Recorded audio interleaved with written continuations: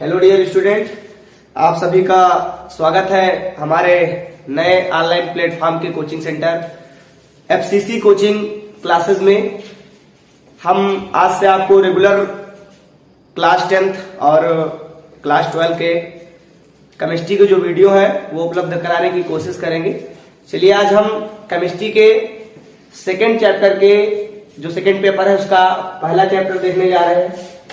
Hello alkene और हैलोएरीन के बारे में डिस्कस करेंगे। देखिए क्या होते हैं हैलोएरीन और क्या होते हैं हैलो एल्केन्स। अगर हम हैलो एल्केन्स के बारे में बात करें, हैलोएरीन्स के बारे में बात करें तो बहुत कुछ हमको किताबों में दे रखा है, लेकिन उस तरीके से थोड़ा हम अलग समझने की कोशिश करेंगे कि क्या होते हैं हैलो एल्केन और क्या हैलोएरीन्स होते हैं। देखिए सबसे पहले हम अगर हैलो एल्केन की बात करें तो अगर हम इसको दो वर्ड में डिवाइड करें हैलो एल्केन्स को, तो हैलो एल्केन्स को कैसे हम डिवाइड कर सकते हैं। भाई हैलो का मतलब यहां पर हम इसको दो वर्डों में तोड़ रहे हैं, पहला हैलो और दूसरा एल्केन। अब देखिए यहां पर सिंपल सी बात है, हैलो का मतलब क्या होता है। हैलो का मतलब होता है हाइड्रोजन। अब जो हाइड्रोजन है यहां पर हाइड्रोजन को हम किससे प्रदर्शित करते हैं, एक्स से प्रदर्शित करते हैं। क्योंकि आपको पता होगा जो हमारे हाइड्रोजन है वो आवर्त सारणी में जो हमारा 17 वर्ग है उसके अंतर्गत रखे गए हैं। टोटल कितने हैं, वैसे तो 5 होते हैं लेकिन हम 4 ही यूज करते हैं, क्योंकि जो एस्टेटीन होता है वो एक रेडियो एक्टिव एलिमेंट होने के कारण उसको उनमें इन्वॉल्व नहीं किया जाता है। देखिए जैसे हाइड्रोजन की बात करें तो फ्लोरीन, क्लोरीन, ब्रोमीन और हमारा आयोडीन जो होता है, ये 4 हाइड्रोजन होते हैं। हालांकि अगर हम AT की बात करें तो AT को क्यों नहीं लिया जाता है, ये रेडियो एक्टिव एलिमेंट होता है जिसके कारण इसको क्या करते हैं हम इसमें इन्वॉल्व नहीं करते। इसकी जो केमिकल प्रॉपर्टीज, ये जो भी फिजिकल प्रॉपर्टीज होती हैं वो इनसे जो होती हैं अलग होती है ना, ठीक है। तो इसके बारे में हम बात नहीं करेंगे, यहाँ पर हम हाइड्रोजन के बारे में बात करेंगे। तो क्या X is equal to fluorine, chlorine, bromine और आयोडीन। अगर बात करें एल्केन की तो एल्केन आप सभी जानते होंगे कि जो आर्यन समूह के यौगिक होते हैं उनको हम क्या कहते हैं, एल्केन कहते हैं।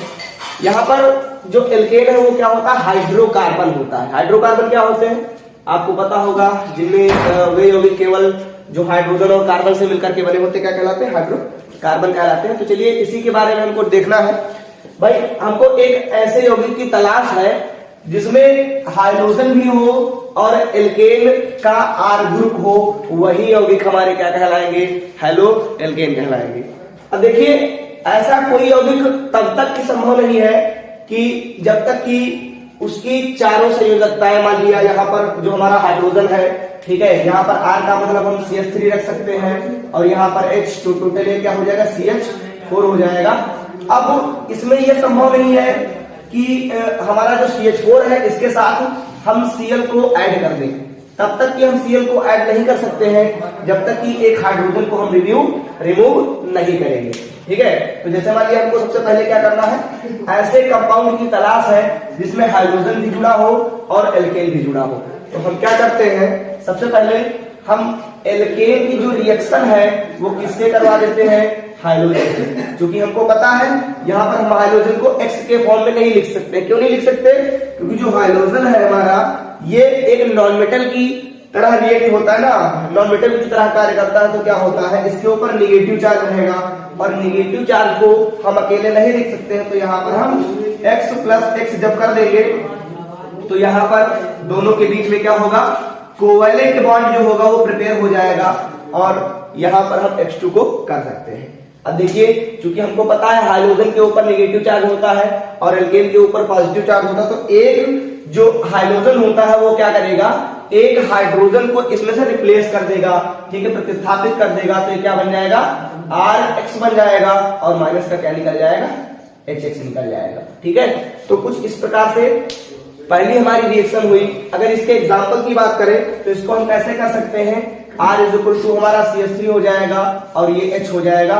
तो इसको आप करना चाहें तो आप CH4 भी कर सकते हैं, ठीक है। अब जैसे CH4 है हमारा तो हम क्या करेंगे, अब H2 में से किसी भी एक हम हाइड्रोजन को ले लेते हैं, मान लिया Cl2 को, तो ये हो जाएगा Cl2 तो ये क्या करेगा, एक Cl एक हाइड्रोजन को रिप्लेस कर देगा, ठीक है, और ये क्या कर देगा, माइनस का HCl निकाल देगा, ठीक है। अब देखिए यहां पर एक Cl जो था वो क्या कर दिया, एक Cl ने हाइड्रोजन को रिप्लेस कर दिया। अब हमको क्या करना है, यहां पर हमारे पास बचा CH3 और क्या बचा, एक Cl बचा। तो इसका नाम क्या है, इस कंपाउंड को हम कहते हैं, क्या कहते हैं, मेथिल क्लोराइड कहते हैं। क्या कहते हैं, मेथिल क्लोराइड कहते हैं, मेथिल क्लोराइड, ठीक है। तो यही इसी कंपाउंड की हमको तलाश थी, यही कंपाउंड हमारा क्या है, हैलो एल्केन है। तो इसी को हमने सेम ऊपर बनाया था, ये हमारा क्या हो गया, हैलो एल्केन हो गया, ठीक है। तो चलिए अब इसके बारे में थोड़ा ये डिस्कस करेंगे कि हैलो एल्केन क्या होते हैं, तो आपको पता चल गया। इसके बाद हैलो एल्केन को किस किस श्रेणियों में डिवाइड किया गया है, कैसे क्या हैलो एल्केन्स होते हैं, ठीक है।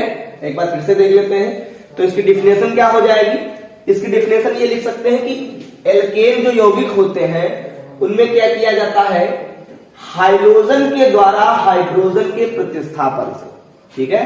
क्या लिखेंगे कि एल्केन में हाइड्रोजन के द्वारा हाइड्रोजन के प्रतिस्थापन से जो यौगिक प्राप्त होते हैं उनको हम क्या कहते हैं, हैलो एल्केन कहते हैं। फिर से एक बार क्या कहते हैं कि एल्केन में हाइड्रोजन के द्वारा हाइड्रोजन के प्रतिस्थापन से जो यौगिक प्राप्त होते हैं वो क्या कहलाते हैं, हैलो एल्केन कहलाते हैं, ठीक है। चलिए अब हम आगे थोड़ा ध्यान देते हैं कि कैसे इनका वर्गीकरण जो किया जाता है। तो हम क्या पढ़ने जा रहे थे, हैलो एल्केन का वर्गीकरण। देखिए देखते हैं हैलो एल्केन को किस प्रकार से हम वर्गीकृत करते हैं। तो पहली हेडिंग इसके अंतर्गत हमारी क्या रहेगी, हैलो एल्केन का वर्गीकरण।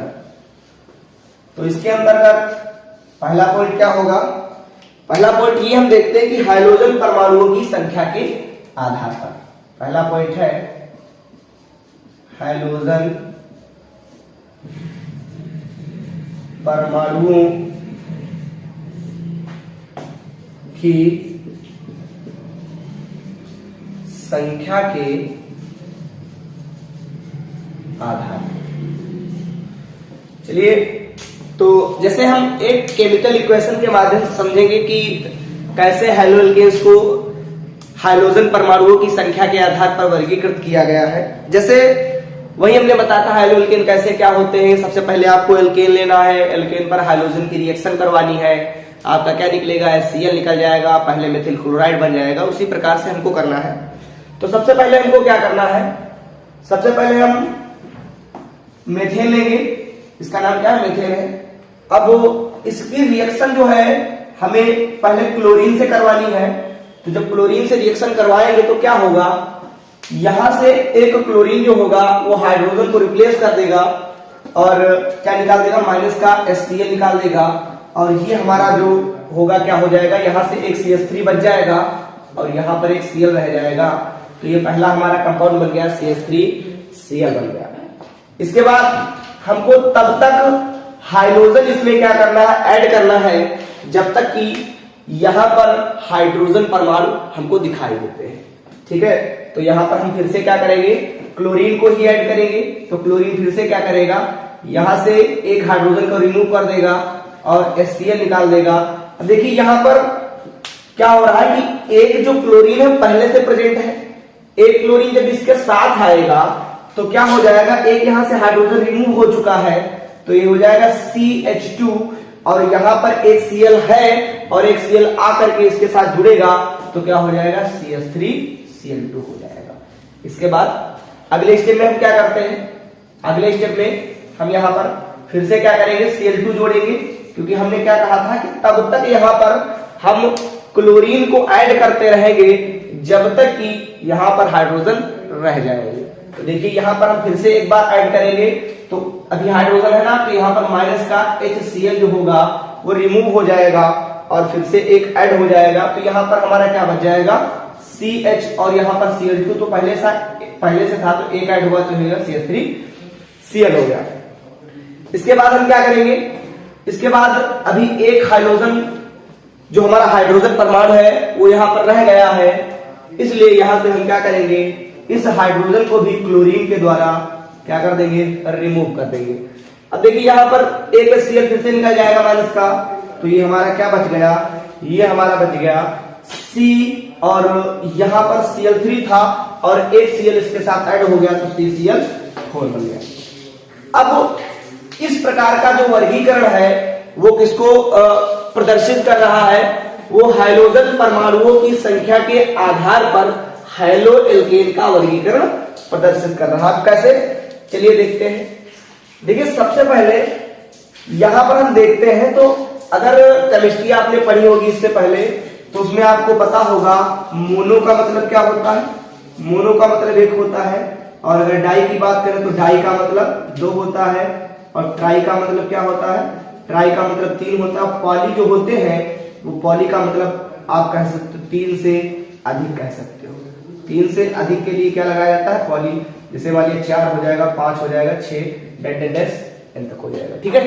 तो यहाँ पर जो पॉली है इसके लिए हम क्या करते हैं, इसके लिए हम 4, 5, 6, 7 इसका प्रयोग करते हैं। तो देखिए यहाँ पर सबसे पहले हमारा क्या था, पहले है हमारा CH3Cl, तो CH3Cl है तो इसके पहले कॉमन नेम की बात करेंगे, तो इसका कॉमन नेम क्या है, मेथिल क्लोराइड। क्या है इसका कॉमन नेम, मेथिल क्लोराइड, ठीक है। अगर आईपीएससी नाम की बात करें तो अभी डिस्कस करेंगे, इसी के बाद क्लासिफिकेशन के बाद इनके आईपीएससी नाम की बात आएगी। अब देखिए यहाँ पर जो हमारा हाइड्रोजन परमाणु है वो कितने Cl प्रेजेंट है, यहाँ पर एक है, इसलिए यहाँ पर ये क्या होगा, मोनो हैलो एल्केन होगा, ठीक है। तो यहां से एक डिफिनेशन हम बना सकते हैं कि वे हैलो एल्केन्स जिनमें क्या होता है, एक हाइड्रोजन परमाणु उपस्थित होता है, उनको हम क्या कहते हैं, मोनो हैलो एल्केन कहते हैं। फिर से एक बार देखते हैं क्या कहते हैं, मोनो हैलो एल्केन किसे कहते हैं, वे हैलो एल्केन्स जिनमें एक हाइड्रोजन परमाणु उपस्थित रहता है, मोनो हैलो एल्केन्स कहलाते हैं। इसके बाद हम बात किसके करेंगे, आगे की ओर चलेंगे, डाई। तो हमने बताया था जहां पर 2 हाइड्रोजन परमाणु उपस्थित होंगे उसको हम क्या कहेंगे, डाई हैलो एल्केन कहेंगे। अब देखिए यहां पर हमारे कितने हाइड्रोजन परमाणु हैं, 2 हाइड्रोजन परमाणु हैं, इसलिए इसको हम क्या कहेंगे, डाई हैलो एल्केन कहेंगे।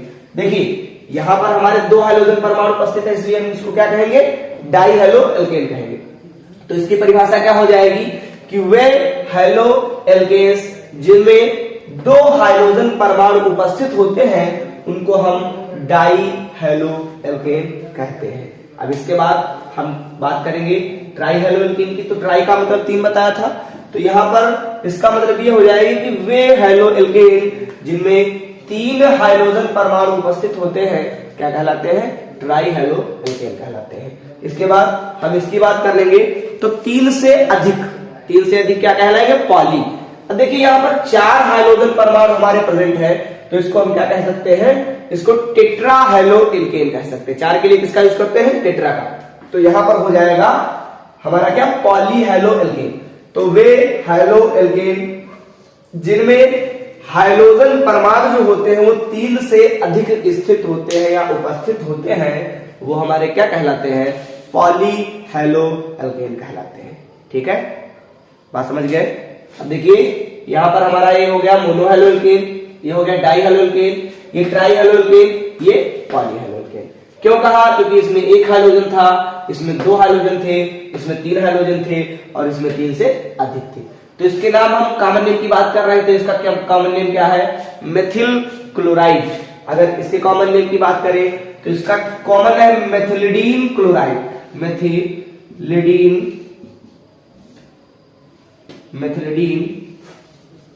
क्लोराइड,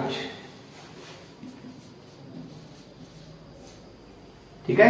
अगर इसके कॉमन नेम की बात करें तो ये बहुत ही हमारा फेमस कंपाउंड है, आपको पता होगा, ये क्या है, क्लोरोफॉर्म। उसके बाद अगर इसकी बात करें तो ये भी हमारा एक फेमस कंपाउंड है, इसका नाम क्या है, कार्बन टेट्रा क्लोराइड। इस तरीके से ये जो हमारा है हैलो एल्केन का वर्गीकरण वो समाप्त होता है पहला, ठीक है। लेकिन इसी के अंतर्गत जरा हम देख लेते हैं कि जो मोनो हैलो एल्केन है और डाई हैलो एल्केन है, पॉली हैलो एल्केन है, इनको भी कुछ प्रकार से वर्गीकृत किया गया है। तो अब हम जो ये मोनो हैलो एल्केन है उसका वर्गीकरण यहाँ पर पढ़ते हैं। चलिए, यहाँ पर कोई दिक्कत हमारे हिसाब से नहीं होनी चाहिए। अब यहाँ पर जो हमारा मोनो हैलो एल्केन है इसको हम कुछ इस प्रकार से वर्गीकृत करते हैं, एल्किल समूहों की संख्या के आधार पर कह सकते हैं कि जितने एल्किल ग्रुप होंगे उसके हिसाब से हम यहाँ पर क्या करेंगे, हैलो एल्केन को, ठीक है, डिवाइड करेंगे। तो सबसे पहले हम बात किसकी करते हैं, मोनो हैलो एल्केन की। तो यहां पर हम लिखेंगे मोनो हैलो एल्केन्स का वर्गीकरण, मोनो हैलो एल्केन का वर्गीकरण। अब देखिए, तो यहां पर हम मोनो हैलो एल्केन का वर्गीकरण करने जा रहे हैं। तो आपको पता होगा कि जो एल्किल समूह होते हैं उनके आधार पर मोनो हैलो एल्केन को 3 प्रकार से वर्गीकृत किया गया है। पहले वाले जो हमारे होते हैं उनको 1 डिग्री कहते हैं, मोनो हैलो एल्केन। जो दूसरे वाले होते हैं उनको 3 डिग्री और 2 डिग्री हैलो एल्केन, और जो तीसरे वाले होते हैं उनको 3 डिग्री हैलो एल्केन कहते हैं। तो चलिए यहां पर हम बात करते हैं मोनो हैलो एल्केन्स के वर्गीकरण।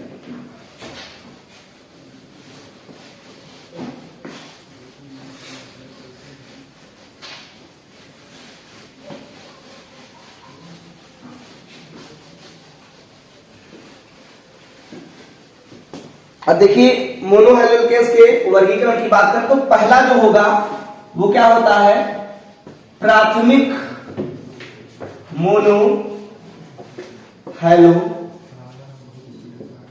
एल्केन। पहला क्या होगा हमारा, प्राथमिक मोनो हैलो एल्केन। अब देखिए, प्राथमिक मोनो हैलो एल्केन की बात करते हैं तो जैसे मान लिया हम एक एग्जांपल लेते हैं RCH2X। ये क्या है, ये हमारा प्राथमिक मोनो हैलो एल्केन है, अथवा में इसको हम 1 डिग्री मोनो हैलो एल्केन भी कह सकते हैं। चूंकि अब 1 डिग्री की बात आई तो 1 डिग्री क्यों कहते हैं, और ये प्राथमिक मोनो हैलो एल्केन है तो ये क्यों प्राथमिक मोनो हैलो एल्केन है। अब देखिए, यहां पर हमने क्या बताया था कि जो हमारा मोनो हैलो एल्केन्स है उसका वर्गीकरण हम कर रहे हैं, ठीक है। जब मोनो हैलो एल्केन्स का वर्गीकरण करेंगे तो भाई सिंपल सी बात है, उसमें हाइड्रोजन परमाणु कितना होना चाहिए, 1 होना चाहिए। क्यों, क्योंकि हम मोनो हैलो एल्केन्स का ही वर्गीकरण कर रहे हैं।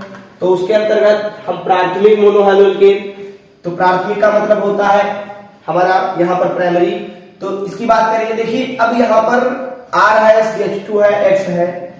तो अगर R की बात करें तो यहाँ पर R को हम CH3 कर सकते हैं, और ये हमारा पहले से ही CH2 है, और X को हम Cl कर सकते हैं। तो इसका नाम क्या है, इसका नाम एथिल क्लोराइड है, एथिल क्लोराइड, ओके, क्लोराइड।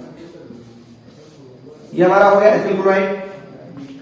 अब ये एथिल क्लोराइड हमारा है तो ये 1 डिग्री है। अब देखिए, इसमें हमको खास बात नजर आ रही कि जो हाइड्रोजन परमाणु हमारा है वो जिस कार्बन से जुड़ा है वो कार्बन कितने एल्किल ग्रुपों के द्वारा जुड़ा है, 1 एल्किल ग्रुप के द्वारा जुड़ा है। यहां पर हम क्या कहना चाहते हैं कि जो हमारा हाइड्रोजन है वो जिस कार्बन से जुड़ा है वो 1 एल्किल ग्रुप से जुड़ा है, इसलिए इसको हम 1 डिग्री या मोनो हैलो एल्केन कहते हैं। वो भी कौन सा, प्राथमिक मोनो हैलो एल्केन। बात समझ में आई। देखिए, प्राथमिक मोनो हैलो एल्केन को क्यों कहते हैं, क्योंकि हाइड्रोजन परमाणु जिस कार्बन से जुड़ा है वो 1 एल्किल ग्रुप से जुड़ा है, इसलिए इसको हम क्या कहते हैं, प्राथमिक मोनो हैलो एल्केन कहते हैं, ठीक है। बात समझ में आई। देखिए, यहां पर हाइड्रोजन परमाणु जिस कार्बन से जुड़ा है वो कितने एल्किल ग्रुपों के द्वारा, 1 एल्किल ग्रुपों के द्वारा जुड़ा है, इसलिए मोनो हैलो एल्केन है, ठीक है। वो भी कौन सा, प्राथमिक मोनो हैलो एल्केन है। चलिए अब हम दूसरे की बात करते हैं, जैसे इसी का एक एग्जांपल ले लेते हैं। मान लिया ये हमारा क्या हो जाएगा, CH3 CH2, ठीक है, और ये हमारा क्या हो जाएगा, CH2 और Cl, ठीक है, ये भी हमारा हो जाएगा। अब देखिए यहाँ पर ये हमारा हो गया CH3, तो यहाँ पर जो जिस कार्बन परमाणु से जुड़ा है तो ये हमारा क्या हो जाएगा, ये हमारा एचिल ग्रुप हो जाएगा। फिर भी ये एक ही में गिना जाएगा, इसलिए क्या होगा 1 डिग्री होगा। अब हम 2 डिग्री की बात करें तो 2 डिग्री में कैसे होता है, देखिए जो हाइड्रोजन परमाणु होता है वो कितने एल्किल ग्रुपों से जुड़ा होता है, 2 एल्किल ग्रुपों से अगर जुड़ा होगा तो उसको हम क्या कहते हैं, द्वितीयक मोनो हैलो एल्केन कहते हैं। दूसरा होगा वो क्या होगा, द्वितीयक मोनो हैलो एल्केन। देखिए तो द्वितीयक मोनो हैलो एल्केन क्या होते हैं, जिस प्रकार से हमने प्राथमिक कहा था तो ये हो जाएगा R2। अब देखिए CHX, हमको करना क्या है, जो हमने पढ़ा था RCH2X, तो इसमें से एक हाइड्रोजन को हमको रिमूव कर देना है, एक एल्किल ग्रुप को ऐड कर देना है, तो ये R2 और ये क्या बचा CH और ये क्या हो गया X। अब इसमें से एक और हाइड्रोजन को हमको रिमूव करना है और एक एल्किल ग्रुप को ऐड करना है, तो ये हो जाएगा CH। ठीक है, पास में। तो ये इस तरीके से हमारे हो गए 3, ये हो गया प्राथमिक मोनो हैलो एल्केन, ये हो गया द्वितीयक मोनो हैलो एल्केन और ये हो गया हमारा तृतीयक मोनो हैलो एल्केन। अब इसकी बात कर रहे हैं तो हाइड्रोजन परमाणु जिस कार्बन से जुड़ा है वो 2 एल्किल ग्रुपों से जुड़ा हुआ है, इसलिए ये हमारा क्या है, द्वितीयक मोनो हैलो एल्केन है। ठीक है, फिर से एक बार अगर हम इसकी बात करें तो ये क्या हो जाएगा, द्वितीयक मोनो हैलो एल्केन। क्यों है, क्योंकि ये जिस कार्बन से जुड़ा है वो 2 एल्किल ग्रुपों से जुड़ा है। अगर इसको खोल के देखें तो ये क्या हो जाएगा R C H और X। अब ज्यादा समझ में आ रहा होगा, तो इसलिए ये क्या है, द्वितीयक मोनो हैलो एल्केन। अगर इसकी बात करें तो ये हमारा तृतीयक मोनो हैलो एल्केन है, क्योंकि जिससे कार्बन हमारा जुड़ा है जिस भी हाइड्रोजन से वो कितने एल्किल ग्रुपों से संयोजित है, 3 एल्किल ग्रुपों से जुड़ा है, इसलिए हमको क्या कहते हैं, इसको कहते हैं तृतीयक मोनो हैलो एल्केन कहते हैं। अब इसके एग्जांपल की बात करेंगे, जैसे इसका एग्जांपल हमारा हो जाएगा CH3, ये हमारा हो जाएगा C और ये हो जाएगा Cl। इसके बाद अगर इसके एग्जांपल की बात करें तो ये हो जाएगा CH3 CH और Cl। ठीक है, कुछ इस तरीके से ये जो हमारे हैं वो क्या हो जाएंगे, द्वितीयक मोनो हैलो एल्केन और तृतीयक हैलो एल्केन। अब इनमें एक हमको सिमिलरिटी हमने पहले बताया था देखने को मिल रही है कि जो तीनों हमारे कंपाउंड है उनमें हाइड्रोजन समूह कितने हैं, एक ही प्रेजेंट है। इसका मतलब ये है कि जो वर्गीकरण हम पढ़ रहे हैं किसका पढ़ रहे हैं, मोनो हैलो एल्केन का पढ़ रहे हैं। अगर इसमें अभी भिन्न भिन्न हाइड्रोजन परमाणु प्रेजेंट होते तो क्या हो जाता, ये अलग टाइप का हो जाता। ठीक है, डाई हैलो एल्केन या ट्राई हैलो एल्केन हो सकता था, लेकिन तीनों में एक सिमिलरिटी हमको नजर आ रही है कि एल्किल ग्रुप कितने हैं, एक प्रेजेंट है, इसलिए यहां पर हमारा क्या हो गया, ये मोनो हैलो एल्केन का वर्गीकरण हो गया। अब चलिए आगे हम देखते हैं। ठीक है, तो इसको साफ करते हैं।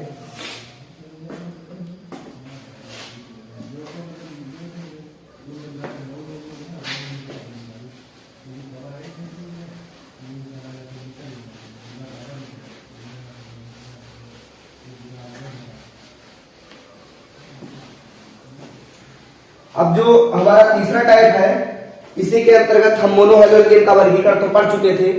अब हम बात किसकी करेंगे, डाई हैलो एल्केन का वर्गीकरण। डाई हैलो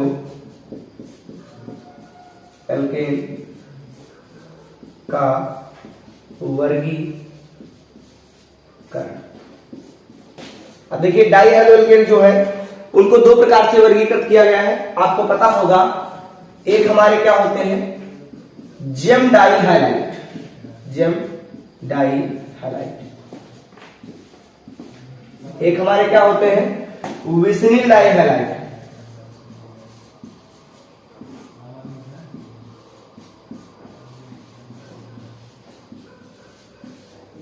अब देखिए दोनों में क्या होता है, हाइड्रोजन परमाणुओं की संख्या तो समान होती है। ठीक है, क्योंकि जेम की बात कर रहे हैं ना, तो हाइड्रोजन परमाणुओं की जो संख्या होगी वो कितनी होगी, 2 होगी।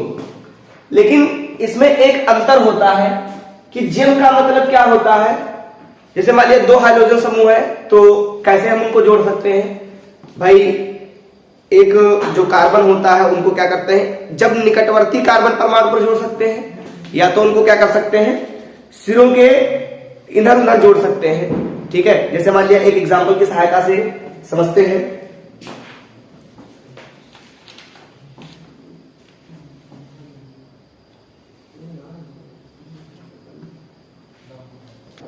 हाँ, तो इनके एग्जांपल की बात कर रहे थे। जैसे विसिनिल का मतलब क्या है और जिम का मतलब क्या है। जैसे मान ये हमारा कार्बन परमाणु है और एक ही कार्बन परमाणु पर जब हमारे क्या होंगे, दो हाइड्रोजन जाकर के जुड़ जाएंगे तो इसको हम कहेंगे जेम डाई हाइलाइट कहेंगे। क्या कहेंगे? जेम डाई हाइलाइट कहेंगे। उसके बाद अगर दो निकटवर्ती कार्बन परमाणुओं पर, जैसे मान लीजिए ये कार्बन है और एक ये कार्बन है, ठीक है, तो इन पर हम क्या कर रहे हैं, हाइड्रोजन को अगर जोड़ रहे हैं तो ये हमारे क्या हो जाएंगे, विसिनिल डाइहाइलाइड हो जाएंगे। जैसे मान लीजिए एक एग्जांपल की सहायता से समझते हैं। यहां पर हम एक कार्बन लेते हैं और इस पर दो Cl इस तरीके से जोड़ देते हैं और इस तरफ हम क्या करते हैं, एक CH3 जोड़ देते हैं और इस तरफ भी एक CH3 जोड़ देते हैं। तो इसका नाम क्या हो जाएगा, इसका नाम हो जाएगा, सबसे पहले आईपीसी नेम की बात करते हैं, इसकी नंबरिंग करते हैं, तो ये हो जाएगा 1, ये हो जाएगा 2, ये हो जाएगा 3। अब देखिए, चूंकि दोनों तरफ से जो हमारा क्लोरीन था वो सेम मिल रहा था, नंबर सेम मिल रहा था, चाहे इधर से 1 2 3 करें तो जो क्लोरीन है उसको नंबर सेम मिल रहा है, इसलिए हम क्या करेंगे, इधर से नंबरिंग करेंगे। तो यहां पर क्या हो जाएगा, सबसे पहले 1 2 और 3 कार्बन उपस्थित है, तो इसके लिए हम क्या कर सकते हैं, प्रोपेन। लेकिन उससे पहले देखिए, दो जो कार्बन परमाणु है वो एक ही कार्बन से जुड़े हैं, तो यहां पर हम लगाएंगे 2,2 हो जाएगा। चूंकि दो क्लोरीन एक ही कार्बन परमाणु पर जुड़े हैं तो इसके लिए हम क्या करते हैं, डाई का यूज करते हैं, तो हो जाएगा 2,2 डाई। अब क्लोरीन है तो इसके लिए हम किसका यूज करेंगे, डाई क्लोरो हो जाएगा। और देखिए यहां पर 1 2 और 1 3 है, 3 कार्बन के लिए किसका यूज करते हैं, हम प्रोप का यूज करते हैं। और सिंगल बॉन्ड के लिए किसका यूज करते हैं, क्योंकि देखिए सभी जो हमारे कंपाउंड जुड़े हैं, एटम्स जुड़े हैं या जो भी हमारे हैं वो सब किससे, सिंगल बॉन्ड से जुड़े हैं, तो इसलिए इसको हम कहेंगे एन। तो क्या हो जाएगा, ये हम पूरा कर सकते हैं इसको, प्रो प्लस एन बराबर प्रोपेन। तो इसका नाम हो जाएगा 2,2 डाइक्लोरोप्रोपेन। तो जेम डाइहाइलाइड किसे कहते हैं, जब एक ही कार्बन परमाणु से दो हाइड्रोजन उससे जुड़े होते हैं तो ऐसे जो हमारे डाई हाइलाइट होते हैं उनको जेम डाई हाइलाइट कहते हैं। एक बार फिर से, वे हेलो एल्केन जिनमें क्या होता है, एक ही कार्बन परमाणु से दो हाइड्रोजन परमाणु जुड़े होते हैं, ऐसे यौगिक जेम डाई हाइलाइट कहलाते हैं। और विसिनिल की अगर बात करें तो क्या हो जाएगा, वे हेलो एल्केन या वे डाई हेलो एल्केन जिनमें हाइड्रोजन परमाणु दो निकटवर्ती कार्बन परमाणुओं से जुड़े होते हैं, ऐसे जो डाई हेलो एल्केन होते हैं वो विसिनिल डाई हेलो एल्केन कहलाते हैं। तो जैसे यहां पर ये हो जाएगा हमारा क्या, इस तरीके से ये C है और ये कार्बन था तो यहां पर हमने Cl जोड़ दिया, तो ये क्या हो जाएगा, ये हमारा हो जाएगा C, और यहां पर भी हमने Cl जोड़ दिया, यहां पर हमारा हो जाएगा CH3, यहां पर भी हम कर देते हैं CH3। चूंकि हमको पता है कार्बन की टोटल वैलेंसी 4 होती है, तो ऊपर एक हम हाइड्रोजन जोड़ देंगे और इस तरीके से एक हाइड्रोजन जोड़ देंगे। ठीक है, कंप्लीट है। देखिए 3 से 3 और 1 4, 3 और 1 4, ये कंप्लीट हो गई। अब नंबरिंग की बात आएगी तो इसमें भी वही सेम रहेगा, 1 2 3 और 4। अब देखिए एक क्लोरीन हमारा 2 पर जुड़ा है, एक 3 पर जुड़ा है, तो हो जाएगा 2,3। ठीक है, और 2 बार जुड़ा है, इसके लिए हम किसका यूज करेंगे, डाई का यूज करेंगे। 2 Cl है, इसके लिए हम किसका यूज करेंगे, क्लोरो का यूज करेंगे। और देखिए टोटल कितने कार्बन है, 1 2 3 एंड 4, तो 4 कार्बन के लिए हम किसका यूज करते हैं, ब्यूट का यूज करते हैं। चूंकि सभी के भी सिंगल बॉन्ड से जुड़े हैं तो ये हो जाएगा ब्यूट प्लस एन बराबर ब्यूटेन। तो इस तरीके से ये यौगिक जो हमारा हो जाएगा तो क्या हो जाएगा, 2,3 डाइक्लोरो ब्यूटेन। ठीक है, अब हम एलाइलिक अल्कोहल और बेंजाइलिक अल्कोहल और जो भी हमारे बचे हुए हैं जैसे आइसोमेरिज्म वगैरह की बात है, और इनका प्रिपरेशन जो है वो अगले लेक्चर में करते हैं।